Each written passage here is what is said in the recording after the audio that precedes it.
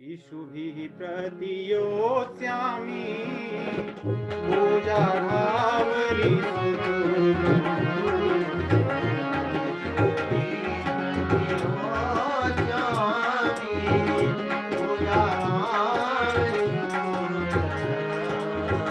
कथम भीष्ममहं सङ्ख्ये द्रोणं च मधुसूदन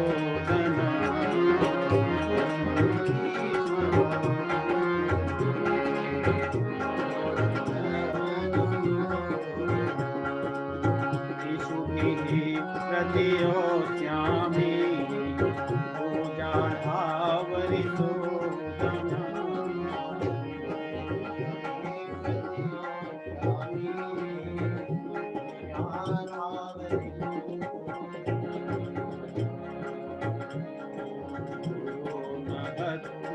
हि महानुभावान् श्रेयो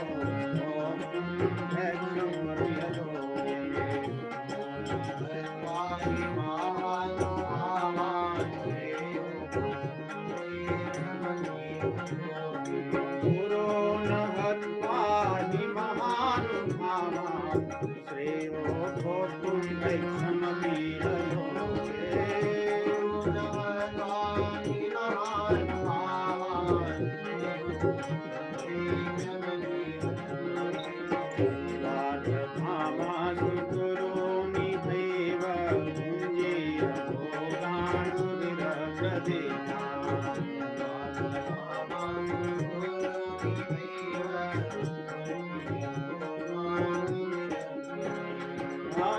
चैत विद्मः कतरन्नो गरीयो यद्वाजयेम यदि अनुजरो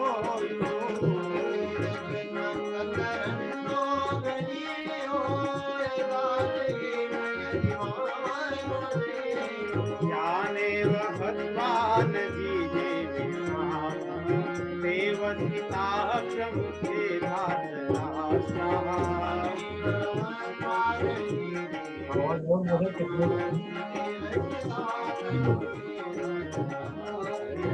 कार्पण्य दोषोपहत स्वभाव इच्छामि त्वां धर्म सम्मूढचेताः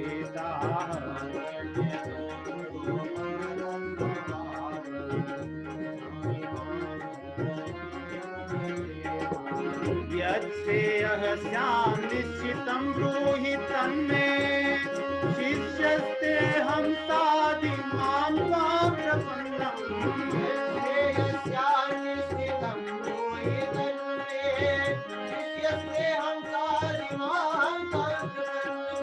शिष्यस्तेऽहं साधि मां त्वां प्रपन्नम् शिष्यस्तेऽहं साधि मां त्वां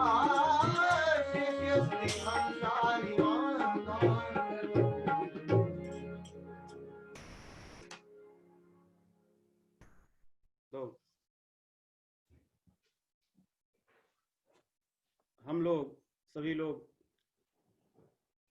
अपने जीवन को अच्छा बनाना चाहते हैं।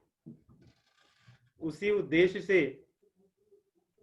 जीवन के जो भी कार्य करना है उसको जितने भी अच्छे से हो सकता है उसको करने का प्रयास करते हैं हर व्यक्ति। लेकिन हमारे जो ये शास्त्र हैं ये हमें बताते हैं कि क्या चीज हमें अच्छे से करना चाहिए, किस तरह करना चाहिए और क्या चीज हमें नहीं करना चाहिए। जैसे आजकल के समय में हमारी सफलता क्या है ये कौन निश्चित करता है।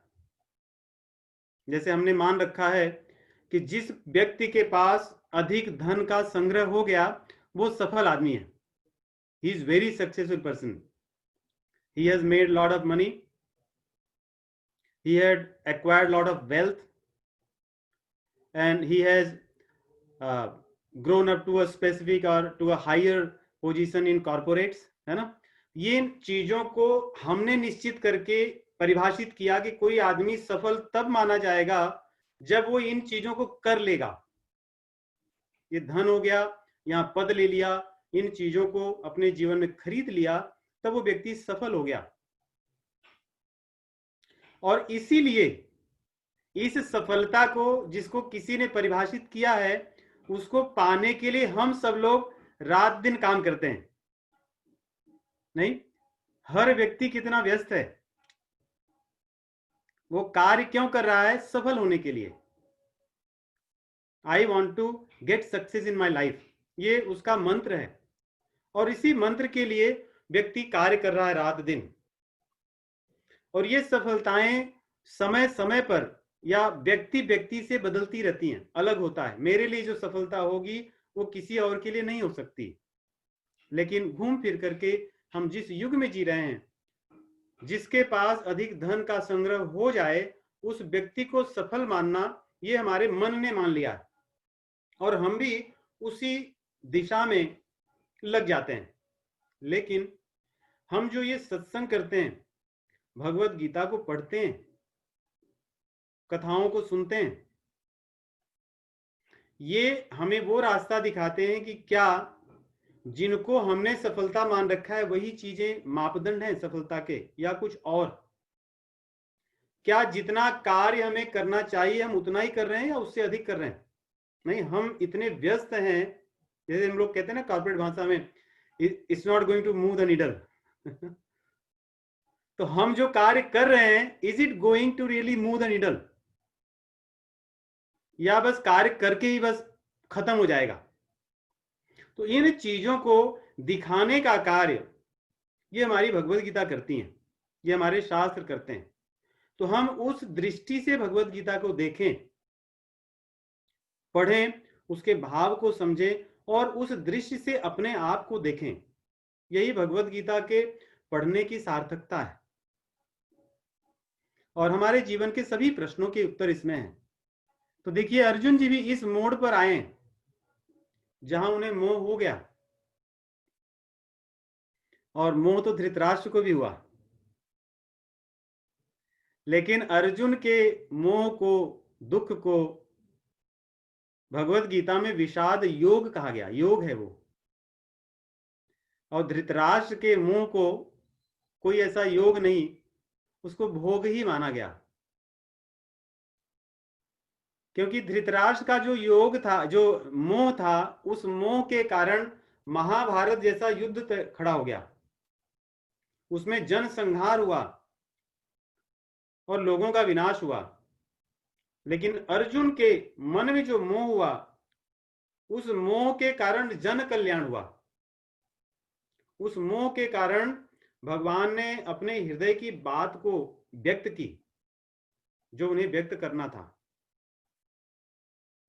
तो अर्जुन द्वारा जो मोह उपस्थित हुआ, उस मोह को भगवान उपयोग करते हैं, सदुपयोग करते हैं, और फिर उसको उसके माध्यम से अपनी वाणी को व्यक्त करते हैं। तो यहाँ पे अर्जुन से भगवान ने कहा कि तुम इस तरह नपुंसकता की बात क्यों करते हो? तुम तो क्षत्रिय हो, और तुम्हारी माता ने कहा था कि इन कौरवों को न छोड़ना, युद्ध भूमि में इनको जितना जल्दी हो सके इनका सर्वनाश कर देना। ये माता कुंती ने, याद है ना आपको, भगवत गीता में, महाभारत में भगवान श्री कृष्ण के माध्यम से संदेश भेजती हैं कि अब मेरी इच्छा है कि इन कौरवों को मार दिया जाए। तो क्या तुम अपनी माँ की भी बात भूल गए? तुम इतने मोह में पड़ गए?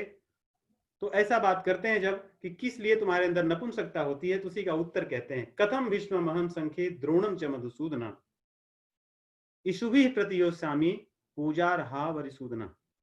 कहते हैं, हे भगवान को दो नाम से कहते हैं, एक कहते हैं अरिसूदन, एक कहते हैं मधुसूदन, कि आप मधु कौटब को मारने वाले हैं, आपने राक्षसों को मारा, और आप अरिसूदन हैं, जो आपके शत्रु हैं उनको भी आप नहीं छोड़ते। लेकिन मैं, न तो यहाँ पे कोई राक्षस खड़े हैं और न तो ये मेरे शत्रु हैं, ये मेरे अपने हैं, स्वजन हैं। नहीं, याद है पहले कहा है, बाद में स्वजनम, कि स्वजनों को कैसे मारूंगा। दुर्योधन इनको अपना नहीं मानता है, लेकिन अर्जुन कौरवों को भी अपना मानते हैं। तो कहते हैं कि भगवान, हे मधुसूदन, आप तो राक्षसों को मारते हैं, लेकिन ये राक्षस नहीं है जो खड़े हैं, और न तो ये मेरे शत्रु हैं, ये मेरे पितामह हैं, ये मेरे कृपा आचार्य हैं। इनको मैं यीशु से मारूंगा। यीशु मतलब होता है बाण। यीशु भी क्या मैं बाण से इनको मारूंगा? मैं इनको तो अपनी वाणी के बाण से भी नहीं मार सकता। नहीं, याद है हमारी कहावत होती है ना कि वाणी से भी बाण चलता है, और कई लोग इसमें महारथी होते हैं। रामायण में ऐसी बात आई है कि ऐसे लोगों को भगवान शिव जी कहते हैं, बातुल भूत बिकल मतवारे, ते नहीं बोलही बचन विचारे। कि जो ऐसे लोग होते हैं जिनकी वाणी में भी लगाम नहीं होती, ऐसे लोग वात से पीड़ित रोगी लोग हैं, ये मत वाले लोग हैं, और इनके ऊपर भूत चढ़ा, ऐसा मानना चाहिए। ऐसे लोगों की बात का कोई ध्यान नहीं देना चाहिए। तो यहाँ पे कहते हैं कि ये तो पूजा के योग्य हैं, न तो इनको मैं वाणी के बाण से मारूंगा, न तो अपने वास्तविक बाण से मारूंगा। इनको मैं मारूंगा नहीं, और बाण से तो कदापि नहीं मार सकता, क्योंकि ये मेरे पूजा के योग्य मेरे अपने स्वजन हैं, मेरे भीष्म पितामह हैं, मेरे पितामह हैं, मेरे आचार्य हैं। इन आचार्यों पर मैं कुछ नहीं ऐसे करूंगा जैसा आप कह रहे हैं, या जो सोचकर मैं आया था ऐसा मैं कुछ करने वाला अब नहीं हूं।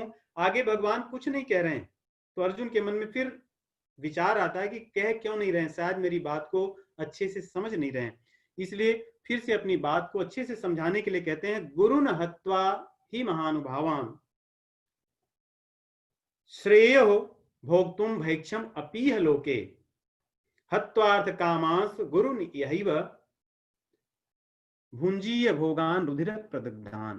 कि हे मधुसूदन, इस युद्ध में अगर मैं लड़ूंगा तो मुझे पता है कि मैं इन सब लोगों को मार दूंगा,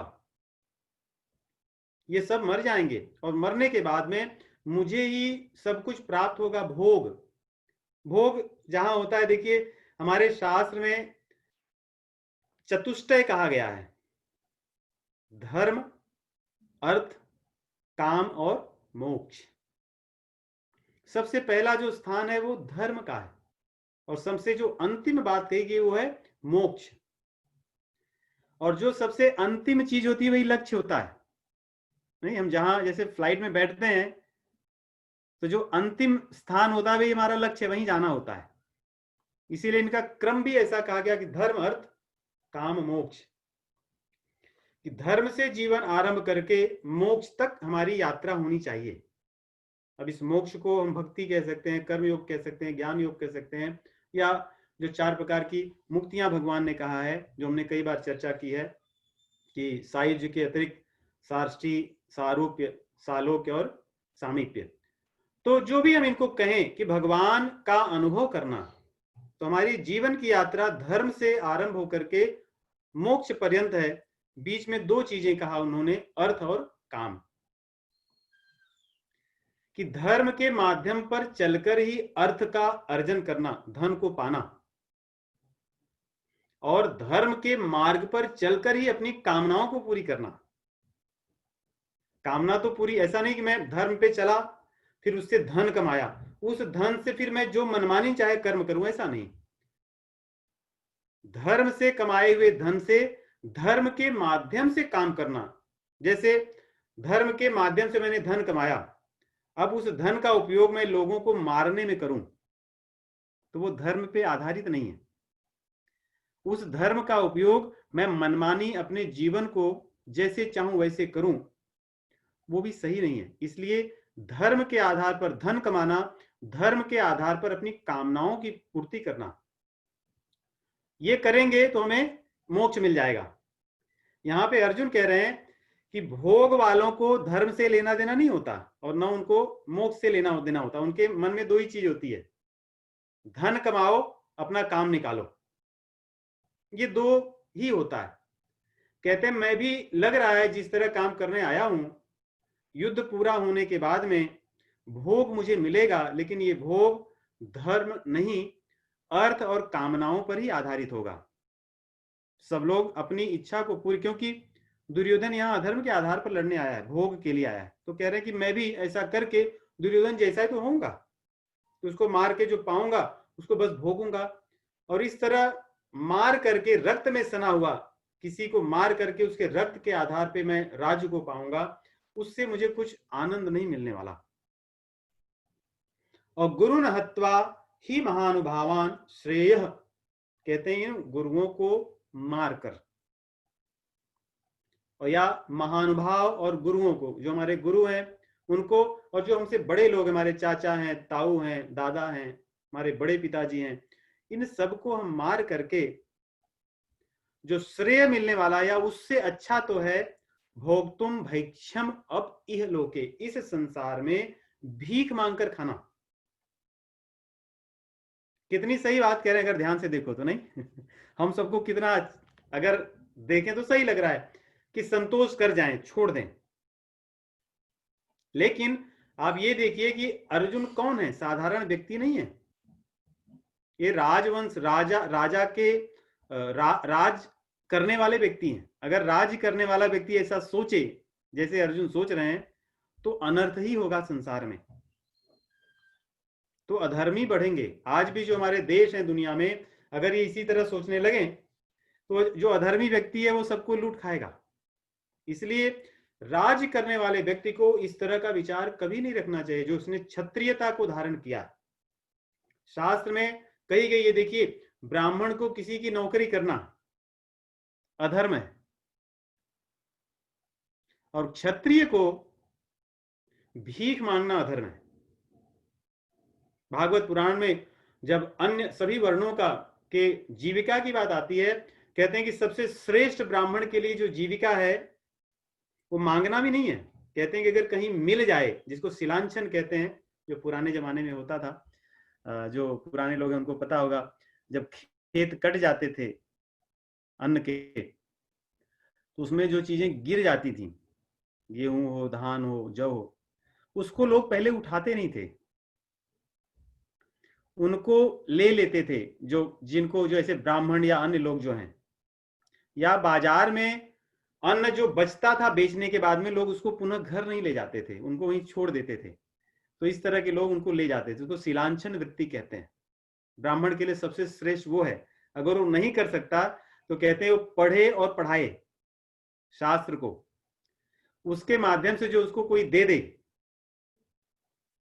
है ना, किसी को ज्ञान देना और उसके माध्यम से जो मिल जाए उसमें जी लेना, ये ब्राह्मण के लिए श्रेष्ठ है। और क्षत्रिय के लिए कहा गया कि कभी किसी के सामने हाथ न फैलाए, मर जाए चले।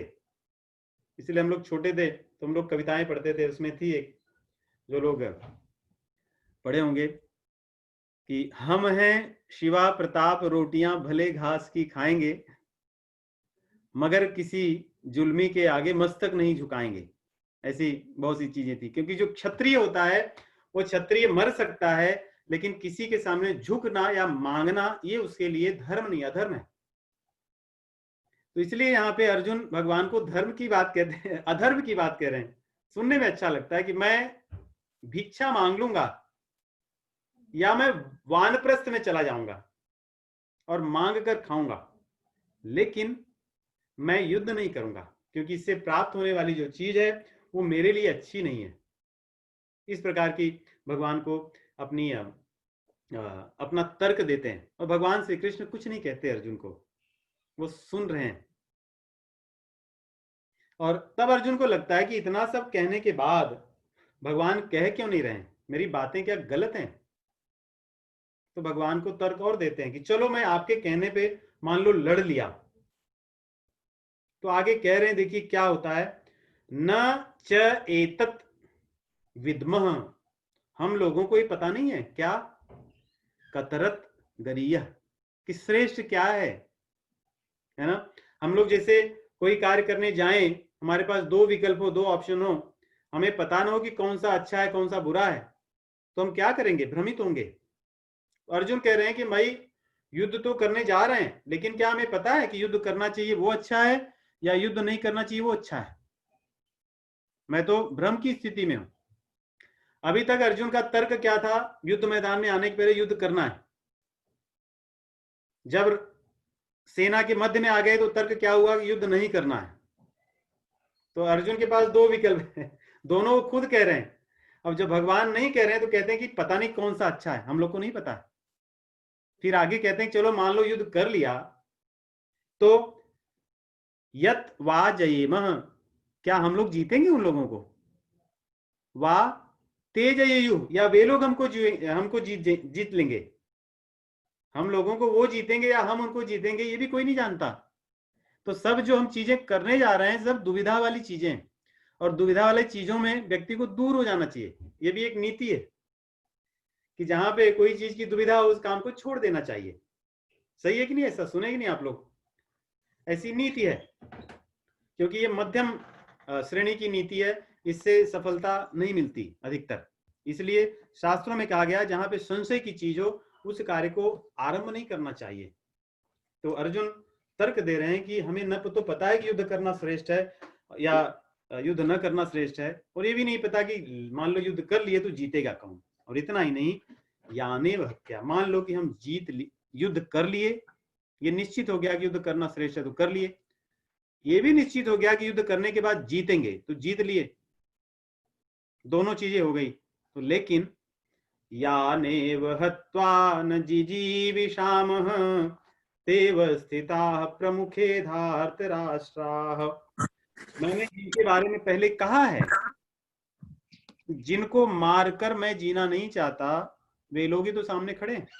अगर इनके स्थान पे कोई और होता तो मैं युद्ध कर लेता और जीत लेता, लेकिन क्योंकि ये मेरे अपने हैं इसलिए मुझे नहीं लगता कि युद्ध करना चाहिए। तो अगर अर्जुन की स्थिति आप देखें तो कितने भ्रम की स्थिति है, क्या करना है उसका परिणाम होगा तो क्या होगा, क्या नहीं करना है उसका परिणाम होगा तो क्या होगा। अगर हमने कर भी लिया तो जो होने वाला है उससे हमें सुख नहीं मिलेगा। इस तरह की बहुत सी बातें कह रहे हैं अर्जुन। लेकिन भगवान श्री कृष्ण अपने मित्र के लिए आज कुछ नहीं कह रहे हैं, न तो उसके कंधे पर हाथ रख रहे हैं, न तो उसको सहला रहे हैं, न तो उसको गले लगा रहे हैं। शांति से वो चुपचाप सुन रहे हैं। इसलिए अर्जुन को और दुख हो रहा है कि यहां मेरे मन में इतनी पीड़ा है और आप शांति से बैठे हैं, क्या बात है। सोचते हैं अर्जुन, और सोचने के बाद ऐसा लगता है कि भगवान उनके भीतर प्रेरणा दे रहे हैं। इसलिए अर्जुन विचार करके हर बात देखो तो आगे की तरफ बढ़ रहे हैं। और ये जो 7वां श्लोक है ये भगवत गीता के मुख्य श्लोकों में एक है, क्योंकि यहीं से भगवत गीता में जो भगवान ने कहा है उसका बीजारोपण होता है, वहां से उसका आरंभ होता है। इसी श्लोक के बाद में भगवान श्री कृष्ण अपनी बात को कहने के लिए आरंभ तो नहीं करेंगे, लेकिन इसी के बाद मान लो कि शुरू होगी बात। और ये हमारे जीवन के लिए बहुत महत्वपूर्ण श्लोक है। हमारे जीवन में आध्यात्मिकता का बीज तभी आरंभ होगा जब इस श्लोक को हम अपने जीवन में धारण करेंगे। कार्पण्य दोषोपहत स्वभावः पृच्छामि त्वां धर्म सम्मूढ़ चेताः यच्छ्रेयः स्यान्निश्चितं ब्रूहि तन्मे शिष्यस्तेऽहं शाधि मां त्वां प्रपन्नम्। भगवान से अर्जुन कहते हैं कि हे प्रभु, मेरा मन इसमें कार्पण्य दोष उपहत हो गया है, मैं मारा गया हूं। किस चीज से? कार्पण्य रूपी दोष से मेरे अंदर कार्पण्यता आई है। कार्पण्यता उसको कहते हैं जिसके अंदर कृपणता हो। कृपण शब्द सुने होंगे आप लोग। कृपण के अधिकतर उपयोग होता है कंजूस के लिए, जिसके पास कोई चीज हो और उसका उपयोग न करे, उसको कृपण कहते हैं। भगवत गीता में भगवान ने कृपण शब्द सांसारी लोगों के लिए कहा। एक तो है किसी के पास धन हो वो किसी को न दे, कंजूस है। दूसरा, किसी के पास कोई ऐसा चीज हो जिसका उपयोग करके बड़ा काम कर सकता है लेकिन वो न करे। जैसे हमारे पास मानव शरीर है, इस मानव शरीर से हम भगवान को पा सकते हैं, इसी जन्म में पा सकते हैं, और समय नहीं लगेगा। लेकिन हमने इस शरीर को पाकर केवल भोग विलास और संसार की चीजों में ही अपने जीवन को बिता दिया। ऐसे व्यक्ति को भी कृपण कहे हैं भगवान ने। कृपणा फल हेतु, शायद इसी अध्याय में आएगा। कि भगवान कहते हैं कि ये मूर्ख लोग हैं, ये कृपण हैं, जिन्होंने अपने जीवन को व्यर्थ कर दिया। और तीसरा कृपण का उपयोग संस्कृत में अमरकोश में आया है, कहते हैं जो व्यक्ति दीन हो, दुखी हो, उसको भी कृपण कहते हैं। तो यहां पे अर्जुन अपने लिए कहते हैं मैं दीन हो गया हूं, सब ओर से मेरे ऊपर जो विचार, स्ट्रेस्ड आउट हो गया हूं। इसका यहाँ पे सही अंग्रेजी में अगर सबको समझने के लिए कहूं तो आई एम स्ट्रेस्ड आउट, मुझे कुछ समझ में नहीं आ रहा क्या करना है। मैं कार्पण्य रूपी दोष से मैं इसमें बीमार हूं, मैं उससे मारा गया हूं, मेरी बुद्धि मारी गई है। और धर्म सम्मूढ़ चेता, मेरी जो चित्त है, मेरा जो कॉन्शियसनेस है, वो भी धर्म सम्मूढ़ मतलब होता है ढक जाना। मुझे मोह हो गया है, धर्म रूपी मोह। धर्म क्या है? धर्म क्या है? ये मोह हो गया है, इससे मेरा चित्त ढक गया है। और यत् श्रेयः स्यान् निश्चितम ब्रूहि तन में, पहली लाइन में उन्होंने अपना वर्णन किया पहली पंक्ति में, और दूसरी पंक्ति में भगवान से अपने बारे में कहते हैं प्रभु मैं सब जगह से, कहते हैं ना जैसे हार जाता है आदमी, तो अर्जुन इस समय कह रहे हैं मैं सब जगह से हार गया हूं, मैं अपनी बीमारी को देखता हूं, इस बीमारी को मैं नहीं ठीक कर सकता। इसलिए यत् श्रेयः, जो श्रेय है, अब यहां पे देखिए श्रेय और प्रेय, इस बात को ध्यान से सुनिएगा।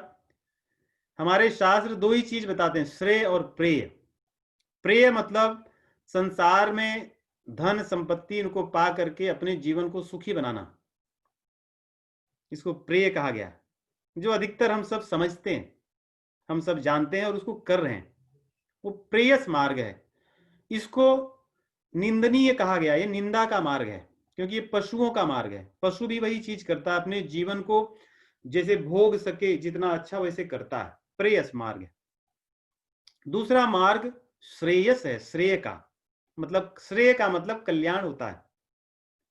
तो अर्जुन ने मोह होने पे, देखिए अर्जुन को जब मोह हुआ, उन्होंने भगवान को कहा यत् श्रेय, जिससे मेरा श्रेय हो, या मेरे लिए जो श्रेय है वही बात आप कहिए मुझे, और वो भी कैसा श्रेय, जो निश्चित रूप से मेरा कल्याण करे।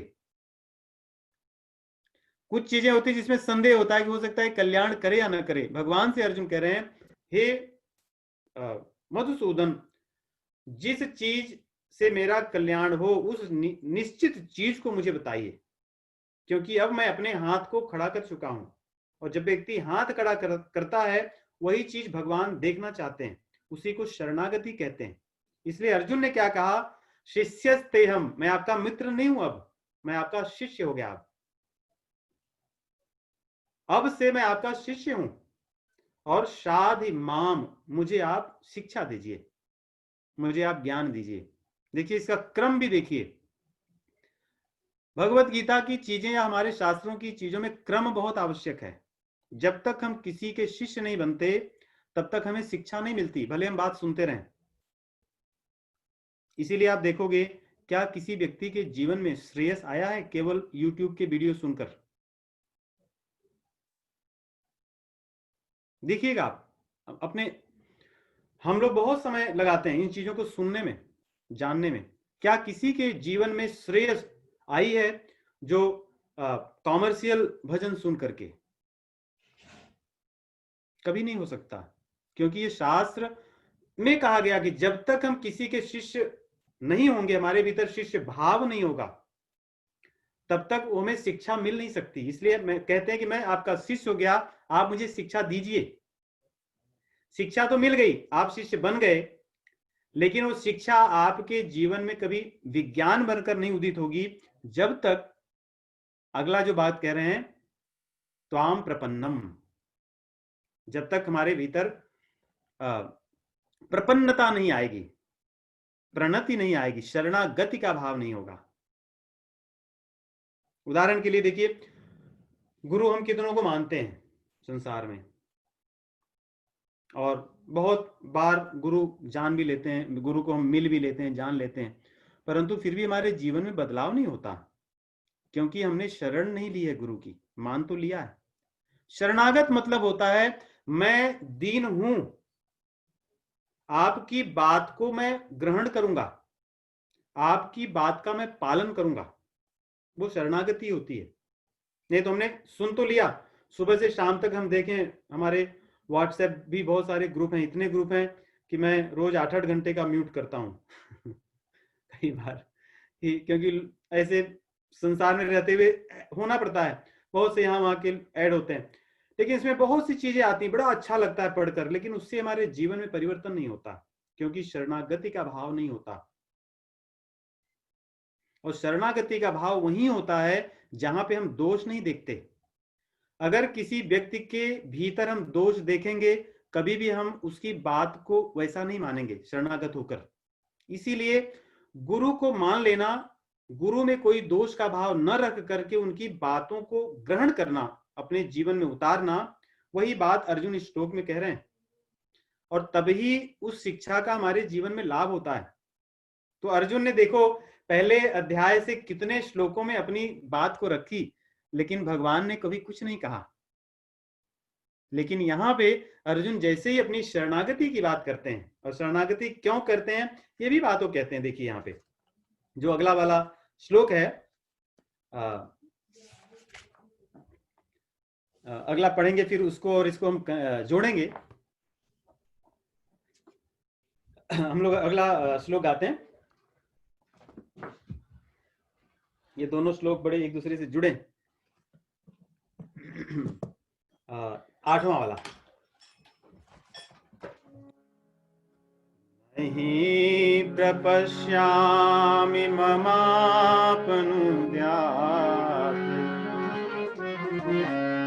यच्छोकमुच्छोषणमिन्द्रियाणाम् अवाप्य भूमावसपत्नमृद्धम् राज्यं सुराणामपि चाधिपत्यम् अवाप्य भूमावसपत्नमृद्धम् राज्यं सुराणामपि चाधिपत्यम् एवमुक्त्वा ऋषिकेशम्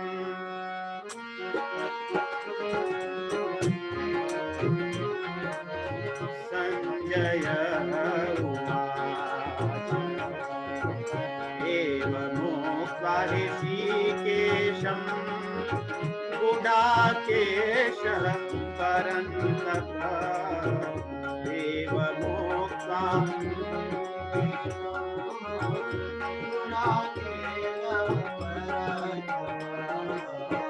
न योत्स्य इति गोविन्दम् भूत्वा तूष्णीं बभूवः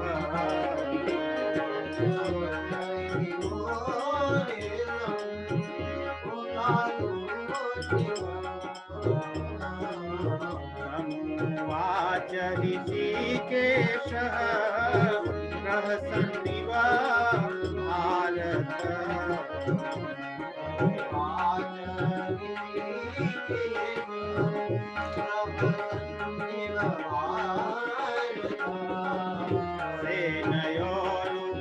सेनयोरुभयोर्मध्ये विषीदन्तमिदं वचः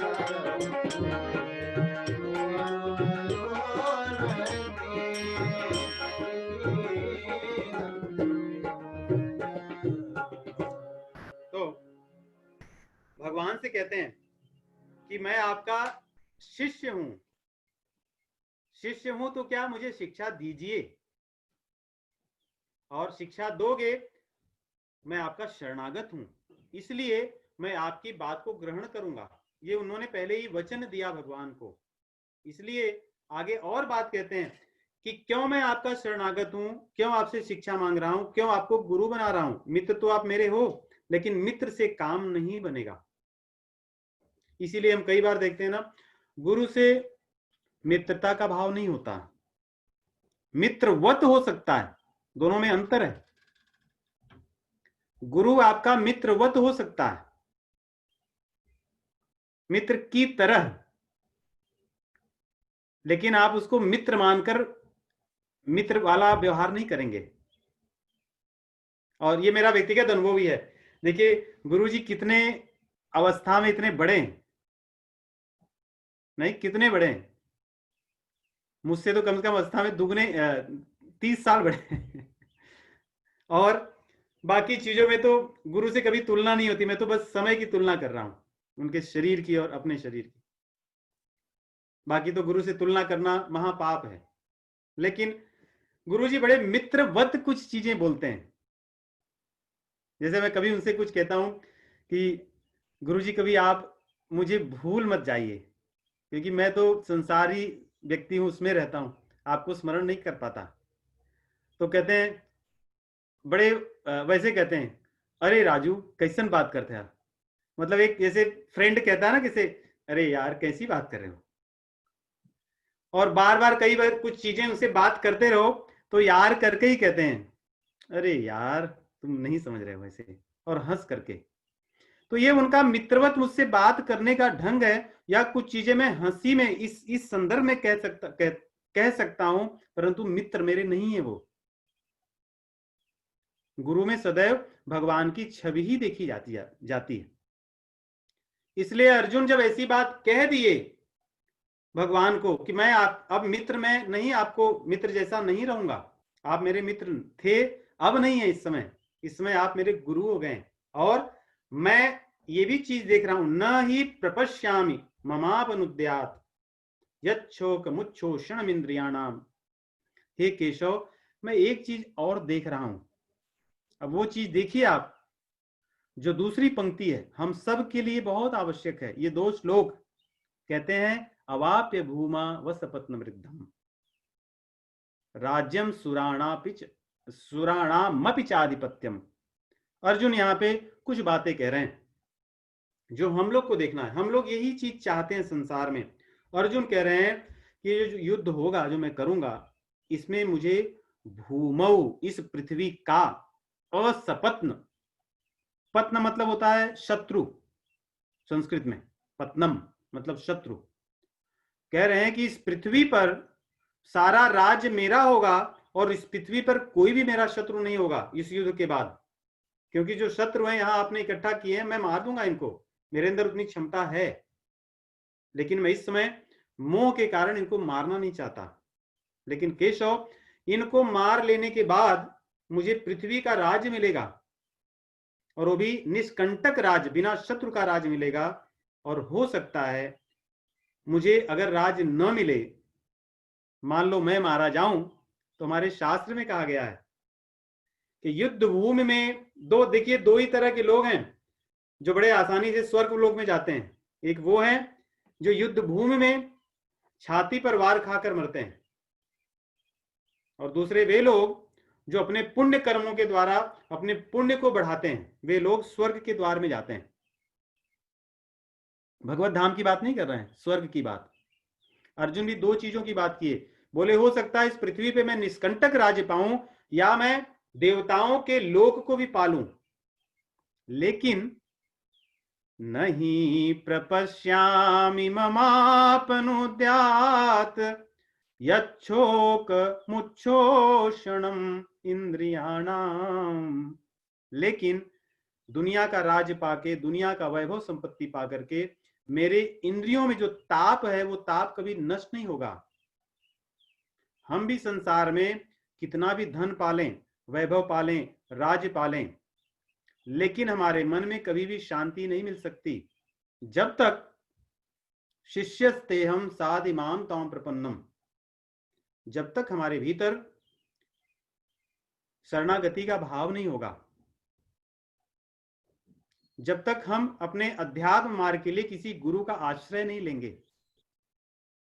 तो यहाँ पे भगवत गीता में श्लोकों को तो हम पढ़ सकते हैं, लेकिन श्लोकों के पीछे जो भगवान ने बताना चाहे हम लोगों के लिए, वो भाव को जानना आवश्यक है। तो भगवत गीता देखिए, पहली भगवत गीता की शिक्षा जो अर्जुन और भगवान श्री कृष्ण के बीच में संवाद है, वो यहीं से आरंभ होती है कि शिष्य और गुरु की परंपरा के साथ ही अध्यात्म का उदय होता है, जीवन के शोक नष्ट होने का मार्ग आरंभ होता है। नहीं तो पृथ्वी के और स्वर्ग के सभी राज्य को पाकर के वैभव और धन संपत्ति से भरे हुए वैभव को पाकर भी जीव का यत, जिससे कह रहे हैं कि इंद्रियों का शोक नष्ट नहीं हो सकता, अनुपद्यात, कहते हैं कि वो कभी दूर नहीं होगा, नष्ट नहीं होगा, चाहे आप कुछ भी कर लो। तो ये एक यहाँ पे बड़ी उत्तम बात जहां से हमें भगवत गीता को आरंभ करनी है। अभी तक तो हम कॉन्टेक्स्ट को, प्रसंग को देख रहे थे कि दोनों तरफ के लोग आए हैं, खड़े हैं, युद्ध आरंभ होगा, भगवान श्री कृष्ण तो अभी कुछ कहे ही नहीं।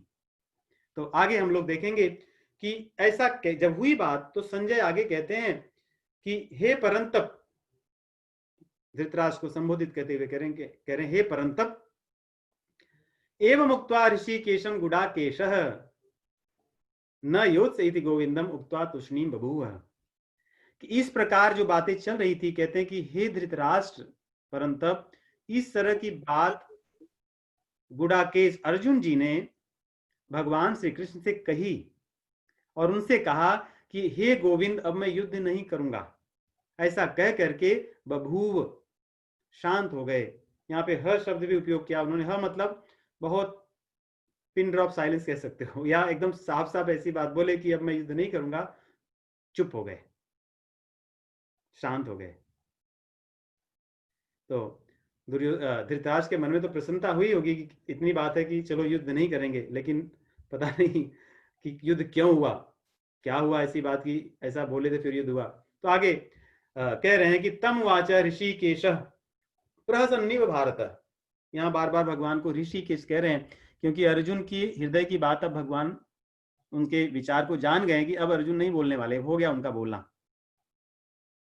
जितने उनके पास बाण थे तर्क वितर्क के, उसको उन्होंने अपने तूणीर से खाली कर दिया, अब कुछ नहीं बचा। तो भगवान को पता है कि अब अर्जुन नहीं बोलने वाले, इसीलिए बभू अब मैं बोलूंगा। यहां देखिए कहते हैं कि दोनों सेनाओं के मध्य में विषाद करने वाले अर्जुन से भगवान ने आगे की बातें कही जो हुआ। तम उवाच, उनसे कहे, कैसे कहे, प्रसन्न होकर के, हंस करके। अब यहाँ पे कई चीज हम सोच सकते हैं, क्या भगवान अपने मित्र पर उपहास कर रहे हैं कि चलो मुझसे बहुत आर्ग्यूमेंट करने वाले थे अब क्या हुआ, बड़े आए थे युद्ध करने के लिए, इतना सच धज के, अब क्या हुआ, ऐसे भी कुछ लोग सोच सकते हैं। लेकिन भगवान प्रसन्न हुए कि जिस चीज को मुझे करना था वहां तक मैं आ गया हूं, अब मुझे अपनी बात को कहने का समय आ गया। दूसरी चीज, भगवान इसलिए प्रसन्न हुए कि जो मेरी ये वाणी है ये अर्जुन की नहीं, आने वाले जो जीव हैं, जीव मात्र के कल्याण के लिए है ये वाणी। इस वाणी को सुनकर, इस मेरे द्वारा कहे गए सिद्धांतों को मानकर जीव अपना कल्याण करेंगे, वे अपने जीवन में आध्यात्मिकता को ला सकेंगे। इसलिए भगवान प्रसन्न हुए। भगवान को यह भी प्रसन्नता हुई कि अर्जुन ने शरणागति का मार्ग अपनाया, क्योंकि जब जीव शरणागत होता है तो भगवान बहुत प्रसन्न होते हैं। जैसे मैंने आप लोगों को पहले भी कहा है, हमारे संत कहते हैं कि जब कोई जीव भगवान के भक्ति मार्ग में आता है या भगवान की तरफ मुख मोड़ता है तो भगवत धाम में रहने वाले जो भगवान के भक्त हैं वो उस दिन और पार्टी मनाते हैं कि चलो एक जीव और हमारी तरफ आ रहा है, अब वो जल्दी ही आएगा। वहां पे उत्सव मनाया जाता है। तो भगवान बड़े प्रसन्न हुए कि चलो अच्छी बात है, अब कुछ समय में अपनी बात कहूंगा और उसके बाद युद्ध होगा, और मेरा जो मित्र था अब शरणागत हो गया है। शरणागत तो पहले भी था, लेकिन बीच में उसके मन में मोह जो था अब वो नष्ट होगा। इस प्रकार भगवान प्रसन्न होकर के सेनयोर उभयोर मध्य, और दूसरा ये भी बात है कि दोनों सेनाओं के मध्य में अर्जुन किस विचार से आए थे और उसी सेना के मध्य में क्या विचार हो गया उनका।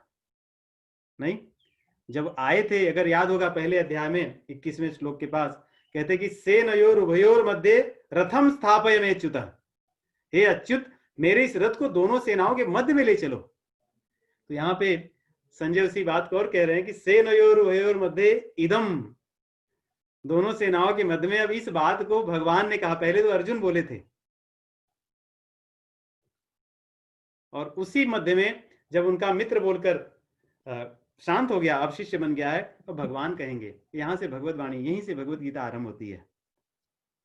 भगवत गीता का अर्थ जो भगवान अपना ज्ञान आरंभ करेंगे, ये पहला श्लोक होगा, क्योंकि भगवान ने बिना बोले ही अर्जुन को बहुत ज्ञान दे दिया और वो हमारे लिए आवश्यक है। तो सबसे पहले यही बात हमें अपने जीवन में लेना है। गुरु बिनु भवनिधि तरई न कोई, गुरु बिनु भवनिधि तरई न कोई, जो बिरंच शंकर सम होई, जो बिरंच शंकर सम होई। क्योंकि गुरु के बिना तो भवनी तर नहीं सकते, कोई कैसा भी हो। तो ये शिक्षा तो भगवान ने दे दी, और हमारे उपनिषदों में भी कहा गया है। देखिए, जीव के लिए 3 चीजें कही हैं हमारे उपनिषद में। कहते हैं कि जीव को पहले अपने आसपास के संसार का अच्छे से निरीक्षण करना चाहिए, स्टडी करना चाहिए, उसका अध्ययन करना चाहिए। क्यों? क्योंकि जब चीजों को हम अध्ययन करेंगे तो उसे सीखेंगे। तो कहते हैं जब वो अध्ययन करेगा तो उसमें वो एक चीज सीखेगा, जो आगे 11वें श्लोक में भगवान कहेंगे। और जब वो एक चीज सीख लेगा तो उसके मन में वैराग्य होगा। और जब तक किसी के मन में वैराग्य नहीं होता, तब तक वो कभी गुरु को धारण नहीं कर पाता। कौन सा गुरु? शरणागति वाला जो संबंध है, वाला गुरु। गुरु तो धारण कर लेते हैं लोग और चीजें होती, लेकिन जब तक संसार को अच्छे से पढ़कर संसार से वैराग्य नहीं लेता। देखिए, हमारे उपनिषद कहते हैं कि संसार को पढ़ो। संसार को पढ़कर तुम्हारा निष्कर्ष क्या होना चाहिए? कि संसार से दूर होना चाहिए। लेकिन हम लोग संसार को पढ़कर संसार में चले जाते हैं। नहीं, संसार को जितना ही पढ़ते हैं उतना उसमें और समा जाते हैं। लेकिन अगर हमारे उपनिषद को हम पढ़ें तो कहता है कि संसार को अच्छे से पढ़ो, पढ़ करके उससे बाहर आओ, वैराग्य लो, और वैराग्य होते ही तुम गुरु को ढूंढोगे, तब वो गुरु तुम्हारा कल्याण करेगा। तो यही बात भगवान 11वें श्लोक में आरंभ करते हैं, उसको हम लोग पढ़ेंगे। 11 और 12 2 श्लोक पढ़ते हैं।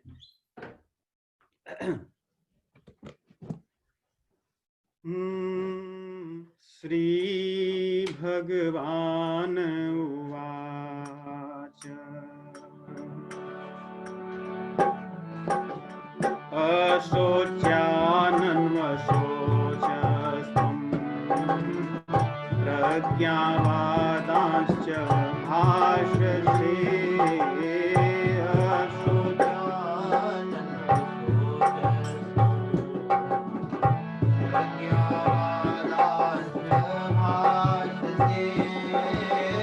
गतासून गतासूंश्च नानुशोचन्ति पंडिताः।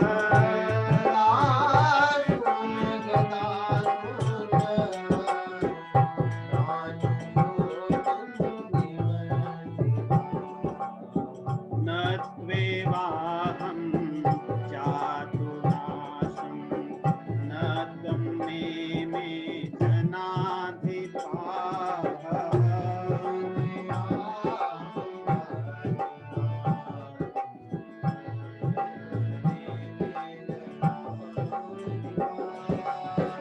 न चैव न भविष्यामः सर्वे वयमतः परम्।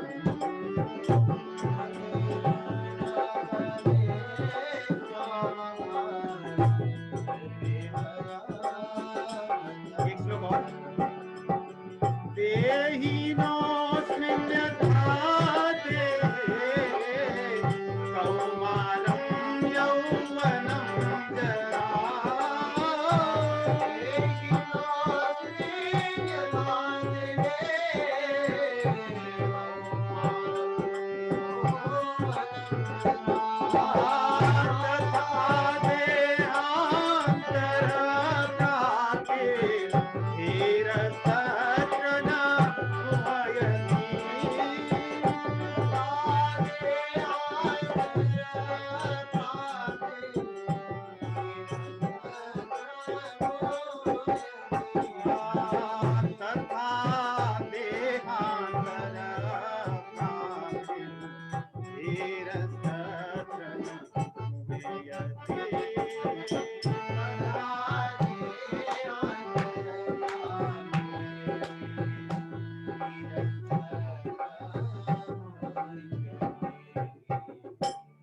देखिए, ये है भगवान की कृपा। उन्होंने आरंभ कितने सुंदर ढंग से किया, जहां पे अर्जुन के सभी तर्क वितर्क को ही खंडित कर दिया, बस केवल एक श्लोक से। अर्जुन का कहना था, यहाँ पे जितने लोग आए हैं ये मेरे हैं और इनको मैं मारूंगा नहीं, क्योंकि अपनों को मारकर फिर मैं आगे पूरे मेरा जो समाज है वो कलुषित हो जाएगा, स्त्रियों की रक्षा कौन करेगा, वर्ण संकर पैदा होंगे, अधर्म बढ़ जाएगा। लेकिन भगवान ने कहा, अशोच्या नन्व सोचस्तुम प्रज्ञावादांश भास से, कि तुम जो बात कर रहे हो वो पंडितों जैसी बात कर रहे हो। दोनों में अंतर है नहीं? पंडितों जैसी बात कर रहे हो मतलब मानने वाले नहीं हो। अधिकतर हम भी संसार में ऐसे ही करते हैं, हमें सब चीजें पता होती हैं, लेकिन उनका हमारे जीवन में विज्ञान रूप से उपयोग नहीं होता। तो कह रहे हैं कि अशोच्या नन्व सोचस्तुम प्रज्ञावादांश भाष से, तुम्हारी बात जो है वो तो पंडितों जैसी है।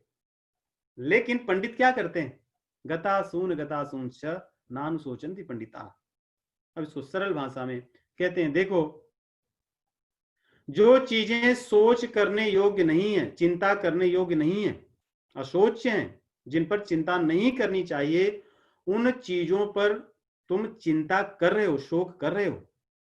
और यहाँ पे शब्द है, गुरुजी ने बहुत अच्छे से इनको समझाया है, अशोच्यान अन्वशोचः। यदि आप संस्कृत के व्याकरण की दृष्टि से देखेंगे, अन्वशोचः शब्द मतलब होता है कि क्यों किए, चिंता क्यों किए। या अन्वशोच का उपयोग वहां होता है जहां पे कोई व्यक्ति आपसे दूर हो। जैसे भगवान श्री रामचंद्र जी शोक करते, अन्वशोच करते थे जब सीता माता जी का अपहरण हो गया था, उनके पास न रहने पर शोक था उनको। भगवान कह रहे हैं कि सामने खड़े हैं ये लोग, तुम्हारे दादा परदादा गुरु सब सामने खड़े हैं, उनके लिए तो शोक होता नहीं, क्योंकि शोक तो उनके लिए होता है, ये जो व्याकरण में जो ये क्रिया है अनुशोच है, उनके लिए होता है जो दूर हो। जब तुम अज्ञातवास में थे, वन में थे, उस समय तो ये लोग तुमसे दूर थे, तब मैं तुमसे मिलने भी आया था, कभी ऐसा नहीं देखा कि तुम उसमें अन्वशोच करते थे। उस समय तुमने कभी इन लोगों के लिए शोक नहीं किया कि अरे मेरे दादा परदादा या मेरे काका और ये सारे लोग मुझसे दूर हैं, द्रोणाचार्य दूर हैं, कृपाचार्य दूर हैं। ये तो सामने तुम्हारे खड़े हैं, इसका मतलब तुम देख नहीं रहे हो, तुम्हारी दृष्टि में कुछ कमी है। तुमने इतनी सारी जो बातें बताई, ये पंडितों की बात बताई क्या, कि स्त्रियों की रक्षा होनी चाहिए, अधर्म बढ़ जाने से हमारे जो परंपरा है, श्राद्ध तर्पण के नष्ट हो जाते हैं, सब पंडितों की बात है, सही बात है।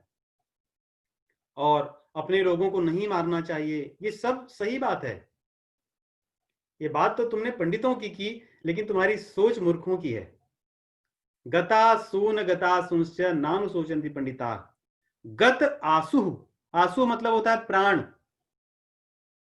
कहते हैं जिन लोगों के प्राण चले गए, तुम नहीं देख रहे हो, लेकिन ये सारे लोग मरे हुए हैं। ये लोग सारे लोग मरे हुए हैं मेरी दृष्टि में, भगवान कह रहे हैं, क्योंकि अगर तुम नहीं करोगे तो मैं किसी और से करवाऊंगा ही, क्योंकि मैं इनको मार चुका हूं पहले से। और अगतासून, जो लोग नहीं गए, तुम्हारी दृष्टि में से नहीं गए, तो अगर तुम्हें लगता है कि नहीं गए लेकिन मेरी दृष्टि से चले गए लोग हैं, ये गत आंसू और अगत आंसू का यही है। भगवान देख रहे हैं कि चले गए, अर्जुन देख रहे हैं कि नहीं गए। दूसरी चीज ये कि जो व्यक्ति अधर्म का मार्ग अपनाता है, शास्त्रीय दृष्टि से वो मरा हुआ होता है, क्योंकि वही जन्म मरण के चक्कर में पड़ता है। भगवत मार्ग पे चलने वाला व्यक्ति जन्म मरण के बंधन से मुक्त हो जाता है, वो तो नहीं मरता। नहीं ये बात शायद जो व्यक्ति भगवत मार्ग में चलता है वो भगवत धाम जाता है, उसको फिर से शरीर नहीं मिलती। लेकिन अर्जुन को भगवान कह रहे हैं कि ये सारे जितने लोग हैं निश्चित रूप से मरे हैं, जीते जी मेरे लिए मर चुके हैं। ये तो उसी दिन मरे थे जिस दिन द्रौपदी के सामने, इनके सामने द्रौपदी का चीरहरण हो रहा था और ये सब बैठे थे, उस दिन ही मैंने इनको मार दिया था। इसलिए तुम्हारे लिए ये जीवित होंगे। दूसरी बात यह है, ऐसा सोचिए कि जो लोग संसार से चले गए वो तो चले गए, उनके लिए क्या शोक करना, और जो लोग नहीं गए वो तो कल जाएंगे, फिर उनके लिए क्या शोक करना। नहीं, कि कोई नहीं जाएगा, वो भी जाएंगे। तो भगवान कह रहे हैं तू किसके लिए शोक कर रहा है। हमारे शास्त्र यही तो सिखाते हैं, पंडित लोगों की भाषा तो यही होती है कि तत्व को देखना। यही जो मैंने कहा ना कि उपनिषद कहता है कि संसार को पढ़ो, तो संसार को जब आप पढ़ोगे तो उसमें क्या पाओगे? कोई चीज यहां रहने वाली है? जो भी चीज आप सोच सकते हैं संसार में, कुछ साल पहले वो नहीं थी, कुछ साल बाद नहीं रहेगी। यही सांख्य योग है वास्तव में यही इस अध्याय का नाम भी है।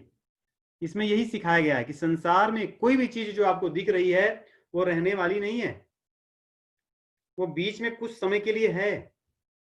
हमारा जो ये शरीर है 100 साल पहले कहां था, 100 साल बाद कहां रहेगा, बीच में बस दिख रहा है। मेरा जो चश्मा है 5 साल पहले कहां था 5 साल बाद कहां रहेगा। आप कोई भी चीज देख लो, ये जो घर हैं सब दिख रहे हैं, 100 साल पहले कहां थे और 100 साल बाद कहां रहेंगे। भगवान यही बात अर्जुन से कहते हैं, पंडितों का यही तो ज्ञान है।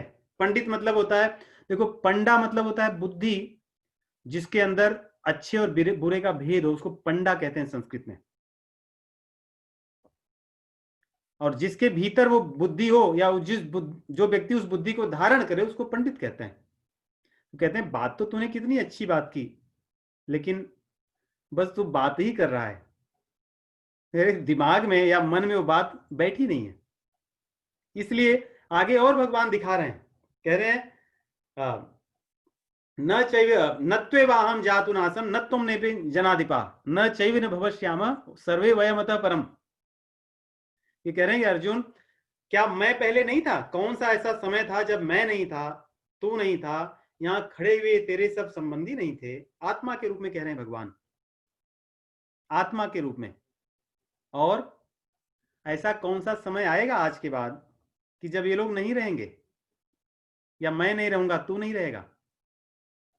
इसमें दो भाव हैं। एक तो बड़ा साधारण समझिए, युद्ध भूमि में दिखा रहे हैं। अगर आप शब्दों को जाएंगे, मैं शब्दों में ज्यादा इसलिए नहीं जा रहा हूं इसमें अभी, मैं चाहता हूं बड़े सामान्य ढंग से हम समझें, नहीं तो बड़े इसमें बड़े अलग अलग भाव हैं। बड़ा सरल करके मैं आपको बताऊंगा दो चीजें इसमें। कहते हैं कि मैं, तू, और यहाँ पे जितने खड़े हुए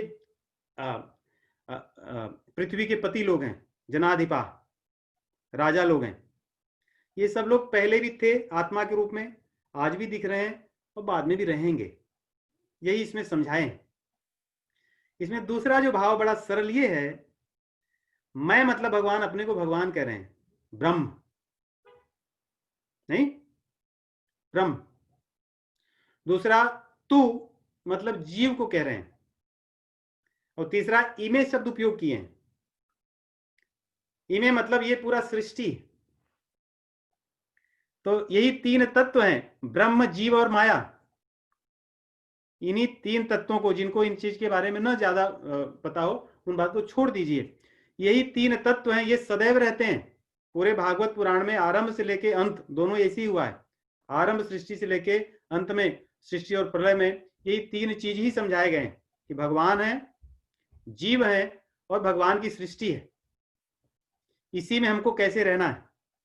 तो भगवान यही बात 12वें श्लोक में कहते हैं, कौन सा ऐसा समय था कि ब्रह्म भगवान नहीं थे, जीव नहीं था और सृष्टि नहीं थी। तो सदैव रहती है, वो बदलती रहती है।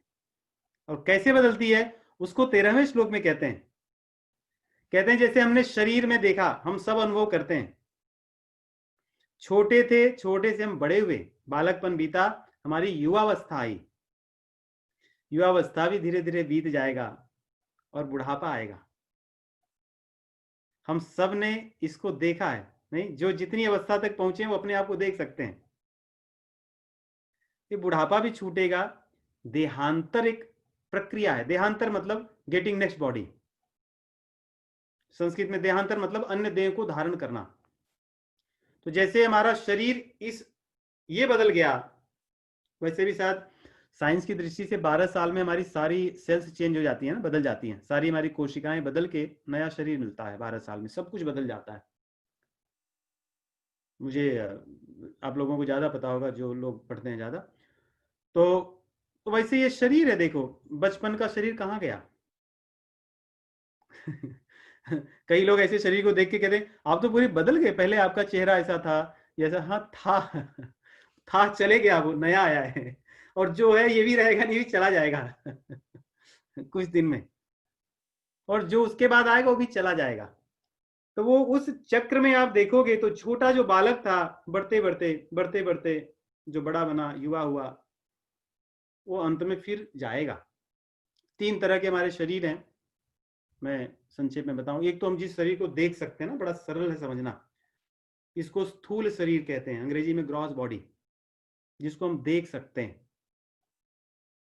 दूसरी जो शरीर होती है उसको सूक्ष्म कहते हैं। सूक्ष्म मतलब जिन चीजों को देखने के लिए थोड़ा दिमाग लगाना पड़े, माइक्रोस्कोप से जिसको देख सकें, उसको सूक्ष्म कहते हैं। वो शरीर 3 तरह का होता है।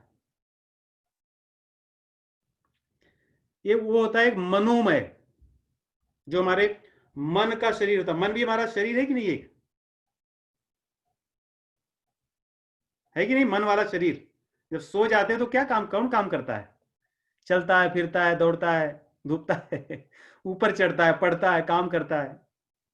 वो मन वाला शरीर है। उसी प्रकार प्राणमय शरीर होते हैं, जो हमारे प्राण वायु जो हैं ये चलते हैं जब तक, ये सूक्ष्म शरीर के भाग हैं। जो हमारी एनर्जी जिसको कह सकते हो, एनर्जी लेवल पे जो होता है बॉडी, एनर्जी लेवल पे बॉडी है कि नहीं है? जैसे हमारे कहते हैं मेरी हिम्मत नहीं है, मन है, शरीर है, लेकिन हिम्मत नहीं है कुछ काम करने की, क्योंकि जो प्राण वायु वाली जो शरीर है वो थक गई है। जैसे बहुत मेहनत करके आप जब थक जाते हो तो उठ नहीं पाते। क्यों? क्योंकि प्राण वायु वाली शरीर थक चुकी है। तो प्राण वायु वाली शरीर है। उसी प्रकार विज्ञानमय शरीर होता है, जो हमारे इंटेलेक्ट और कॉन्शियसनेस जिसको कहते हैं, चित्त और बुद्धि वाली शरीर, और अहंकार भी साथ में होता है। ये जो शरीर है, इन सबको मिला के सूक्ष्म शरीर कहते हैं, जो दिखता नहीं लेकिन होता है, अनुभव कर सकते हैं।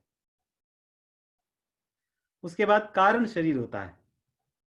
कारण शरीर मतलब हम स्वयं, हमारी समझ लो कि जो आत्मा की अनुभूति है, कारण आत्मा, हम।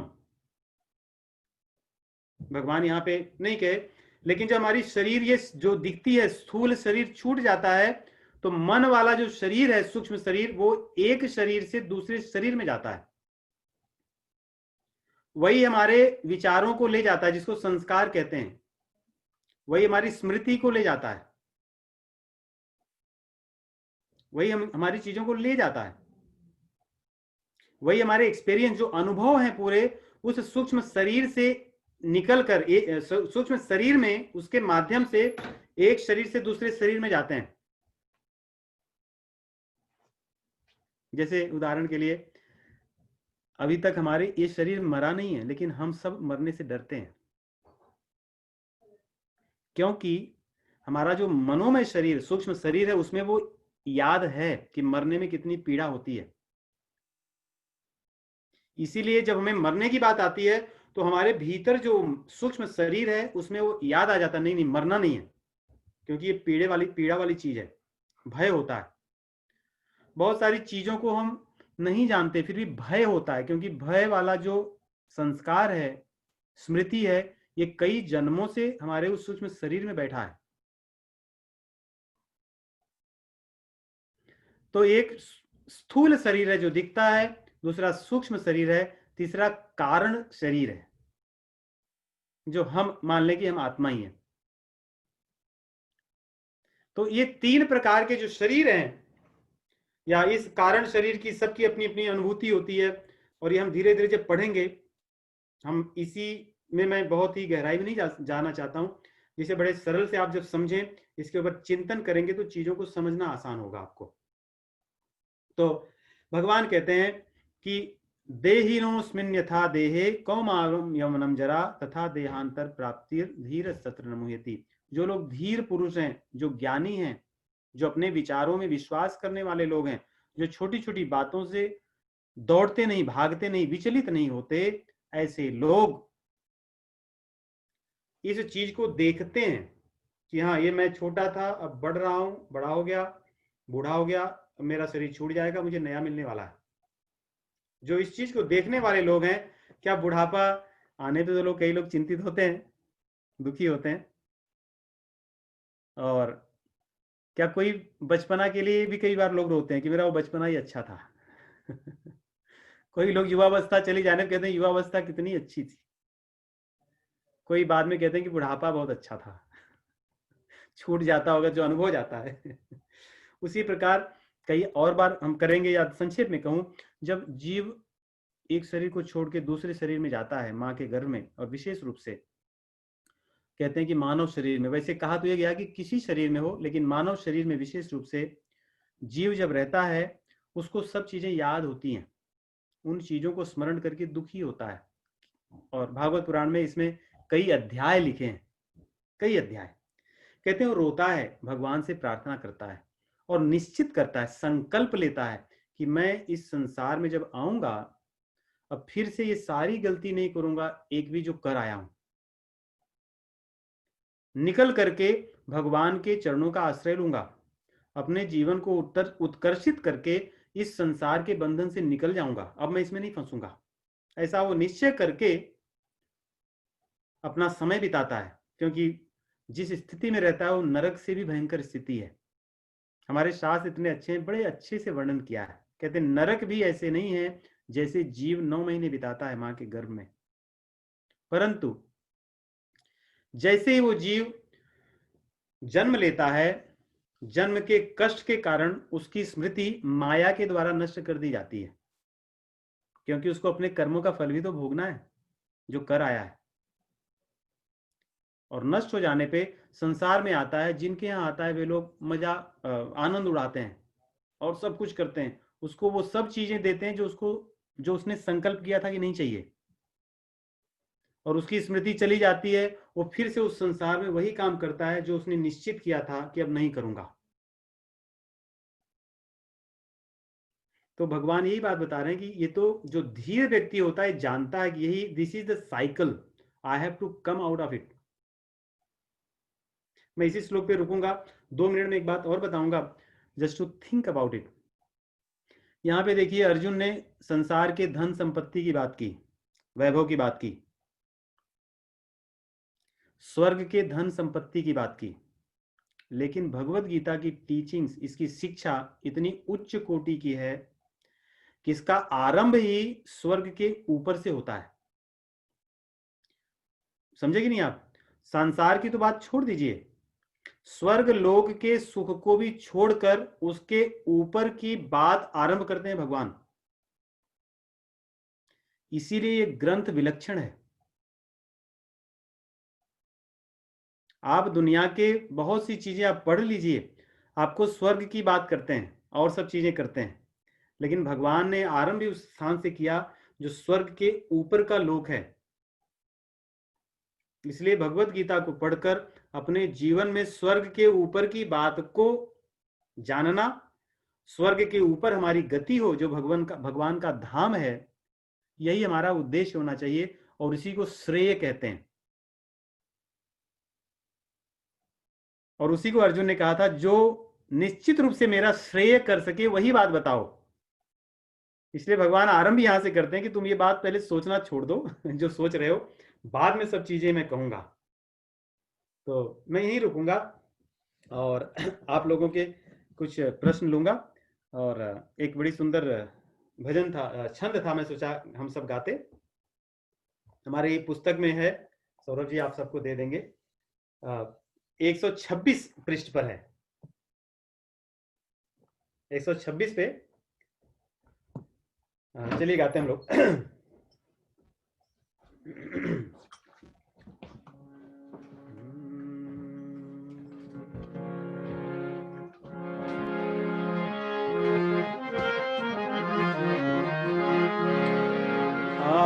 तू कछु और विचारत है नर, तेरो विचार धर ही रहे।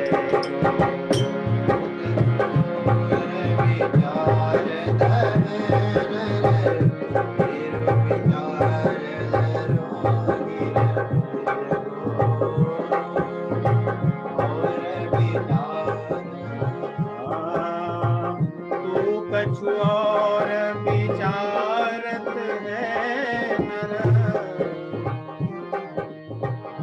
चाहता हूँ कि आप सबको भेज दें, सब लोग पढ़िए हमारे साथ, बहुत सुंदर है ये हमारे जो हमने पढ़े श्लोक, इसी भाव को बहुत सुंदर ढंग से इन्होंने लिखा है।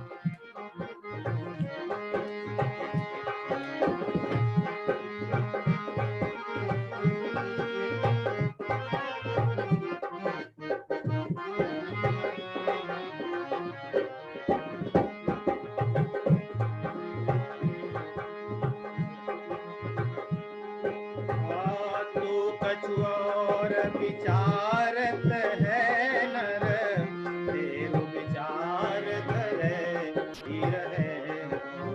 एकदम लास्ट की 4 लाइन।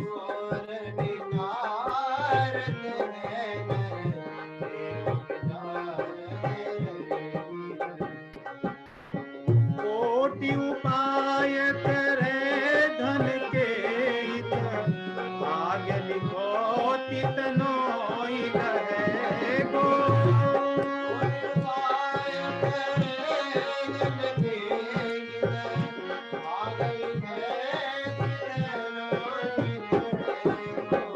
भाग्य लिखो तितनोई रहे गो।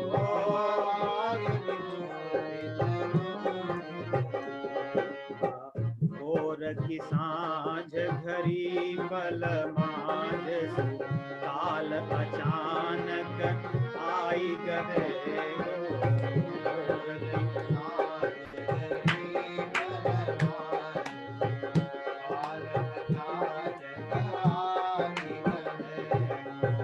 भोर की सांझ घड़ी बल मांझ, काल अचानक आई गए गो।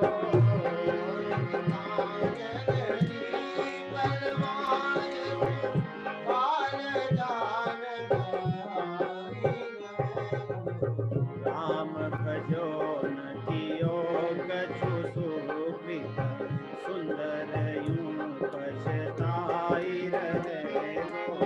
राम भजो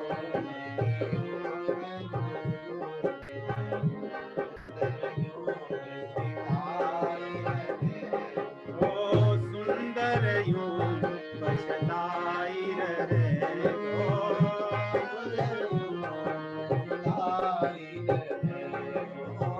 सुंदर यूं पछताई